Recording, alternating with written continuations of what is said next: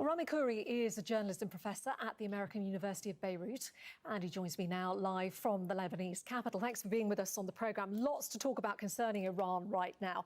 Let's deal first of all with the German foreign minister in Tehran for those high-level talks.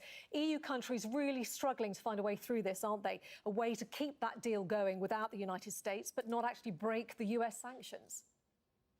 Yeah, they have to really strike a very delicate balance.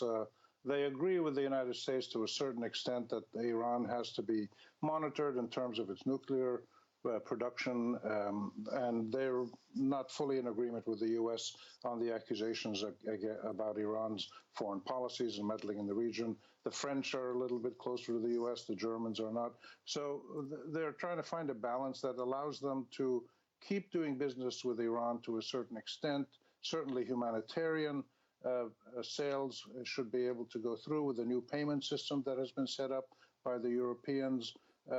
And they don't want to be, the Europeans don't want to be seen as lackeys of the Americans and doing anything that Washington tells them to do, because if there is an increase in tension between Iran and the U.S. and some, God forbid, military action, the Europeans will suffer much, much more than the United States would. So they're working very hard to try to cool down the situation and ultimately be involved in mediation if possible.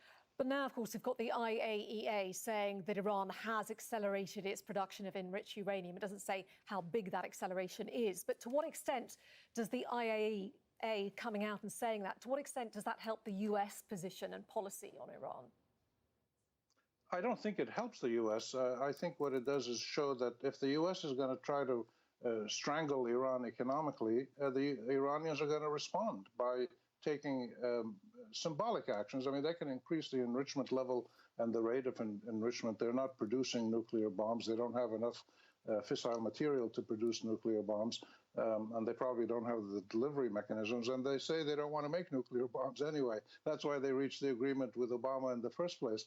So it's probably a sign of the resolute nature of the Iranian position, that they're not going to be pushed around and bullied around, that they will respond. And they've done so also in previous weeks with some of these acts in the Middle East, attacks against the Saudi pipelines and ships in the Gulf that probably were done by friends of Iran.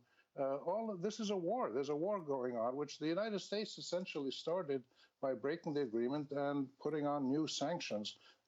The Iranians are responding to an extent that they hope doesn't lead to a war, but convinces the Americans that unilateral sanctions and threats are not going to get them what they want. And this is, of course, the history of Iran, that it doesn't give in. Yeah, is that, Rami, is that a risky policy on behalf of the Iranians to sort of effectively test out the countries that are still signed up to the nuclear deal by increasing the enriched uranium production? Is that a symbolic test for those countries to see what they're going to do next? It depends on the level of enrichment and the extent of the enrichment. If they enrich a little bit more with the centrifuges and other things that they have, probably it's not going to be a big deal. But if they start getting close to the levels where they're breaking the agreement, then that's going to create more problems. But they probably wouldn't do that unilaterally. The Iranians want to maintain the agreement. They reached the agreement after 3 years of negotiations. They're very happy with it. They're also probably willing to negotiate new dimensions of a new agreement. The Americans are now saying they're ready to talk without conditions. The Iranians say they could be persuaded to talk again if the Americans drop the sanctions. So both sides are making noises about negotiating again. And I think, to be fair to the Americans and the Iranians, neither of them want to fight a war, obviously.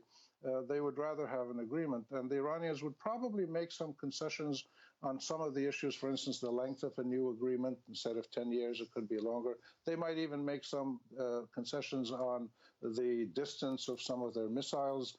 But the Americans would have to make concessions in return. So this is really the key now, to tone down the confrontation and the rhetoric, which has happened actually in the last 10 days to some extent.